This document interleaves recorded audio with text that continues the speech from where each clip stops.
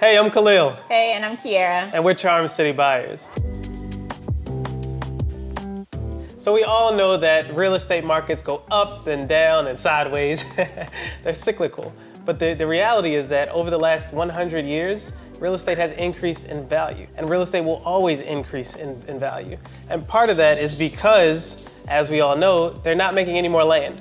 But the population continues to grow, therefore people need places to live. So if you look at Baltimore City right now, we are in the hottest market that we've had over the last 10 years, at least, right? Property values are going up, homes are selling faster, they're selling all over the city consistently, and we're seeing similar things in other markets in other places across the country. So the question then becomes, should I wait until the market does this, ridiculous magical crash and we can go ahead and just clean up and buy up everything?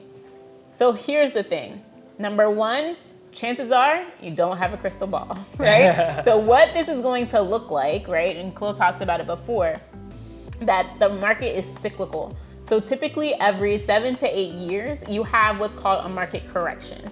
A market that's continuing to go up starts to shift and level off a bit. If you think about it like, okay, everyone who's bought a house got one. Let's chill out a little bit until now people are starting to look for their next house. And so that's what a market correction tends to be every 7 to 8 years. We haven't had a correction in quite some time, which means the last 13 years has been consistent growth.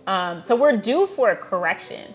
I think the challenge that a lot of people have is now when they think about a market correction, they think about 2008. They don't think about corrections that happened in like the 90s, right? Or they think about in the 80s when interest rates skyrocketed and things like that. And so I think we have to really look longer time periods, right? What a market correction actually is and what it looks like, and really start to understand what economics, government policy, things like that have to do with and impact what those corrections and things look like. Because the truth of the matter is, when you look at all the stats, the facts, the dates, all of those types of things, you realize that, in all honesty, the best time to buy was probably like 10 years ago, right? Probably 10 years ago, yep. But the next best time is always now.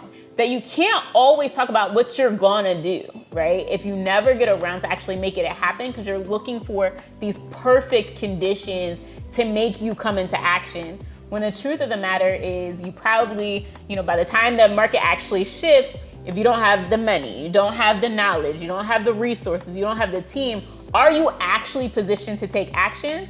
Right. Or are you positioning yourself to wait for the next time that the sky's going to fall? The knowledge and the experience, that's the biggest thing, because when the market corrects itself and you're excited and you've got the cash, but you don't have that experience or that knowledge, you're going to freeze. Right? It's natural. Everybody, you'll sit still and you'll wait and wait and wait, and then finally you'll deploy money or not because you'll think the market's too hot again. Get that knowledge and that experience now. And so want to make sure that we define some terms. So a buyer's market means that property values tend to be lower, right? You have a lot of inventory. Buyers have their choice of the litter, right? They're able to pick and choose what they want. They can make offers that may be a little bit lower. Like they have the choice because there's so much inventory. They have so many options.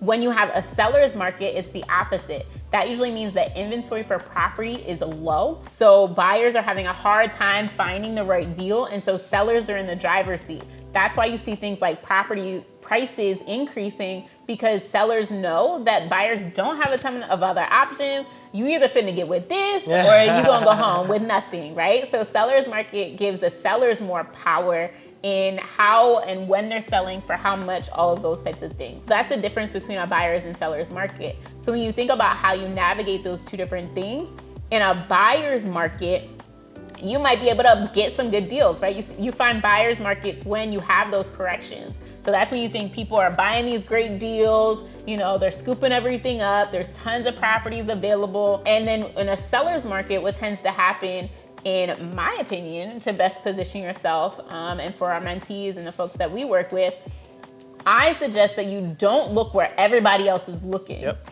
So if inventory is really low, that's a really great time for you to start to learn and understand how to get access to off-market deals, how you negotiate deals yourself, how you build your team up to be able to get that constant flow of opportunities. So so that you have your own inventory. So you're not competing with all the other buyers, which is when you tend to see bidding wars, prices going up, things selling above asking. And so really want to make sure that understand the different kind of cycles or different types of markets and how you navigate them. To learn more and to get in with us, check us out at charmcitybuyers.com.